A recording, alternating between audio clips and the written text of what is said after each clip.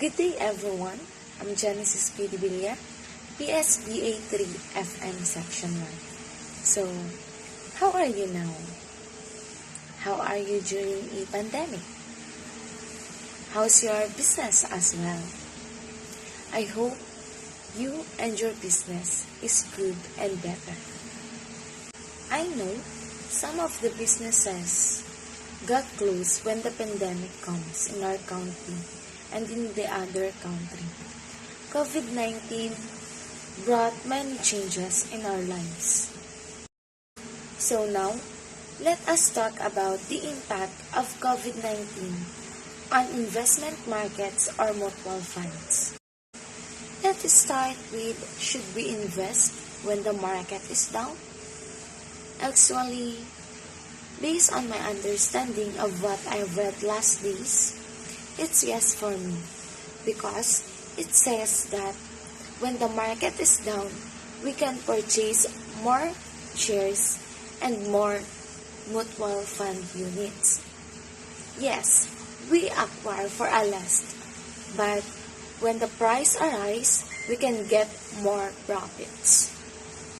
And now, let's talk about on what is the impact of coronavirus crisis on a money market fund or other investments. First, the COVID-19 crisis is hitting developing economies at a critical moment. Prior to the crisis, financing had already fallen short of the spending needs to achieve the SDGs by 2030, and fiscal space was limited by rising public debt levels and servicing costs. The COVID-19 crisis risks creating major setbacks in financing for suitable development. Domestic resource mobilization will suffer as economic activity is reduced. Inflows of external private finance are projected to drop by USD 700 billion compared to 2019 levels, exceeding the impact of the 2008 global financing crisis by 60%. Fiscal space is likely to narrow further with rising domestic spending and exchange rate movements against the USD. In the short term, official development finance should be leveraged to contain the drop in other sources of financing. Already scarce resources coupled with the economic impact of the crisis imply that developing economies might struggle to finance adequate public health and social and economic responses. No single source of financing will be enough to close the COVID-19 financing gap. Last, in the medium term, actors in development finance and beyond need to collaborate closely to build back better for a more equitable, sustainable, and thus resilient world.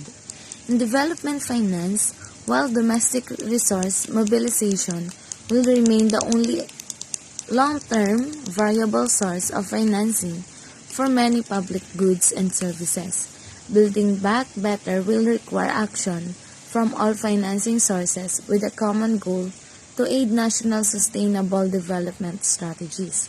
Beyond development finance, there is, for instance, a need to revitalize trade, and in the case of a small island, developing states promote a sustainable ocean economy. And now, I will give you the tips and lessons on investing when market is volatile. First tips that I can give to you is remain calm. Many investors will hear bad news about the stock market performance and get nervous.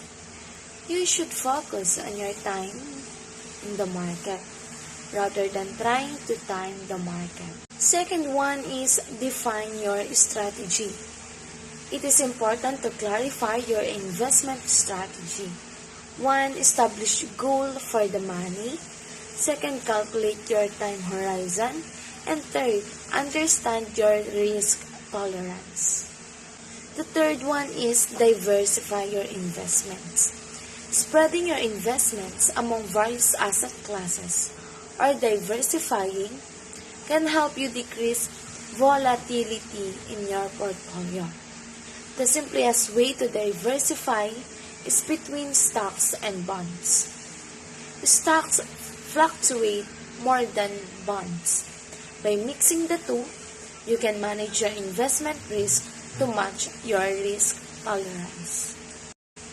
And the last tips that I can give to you is dollar cost averaging.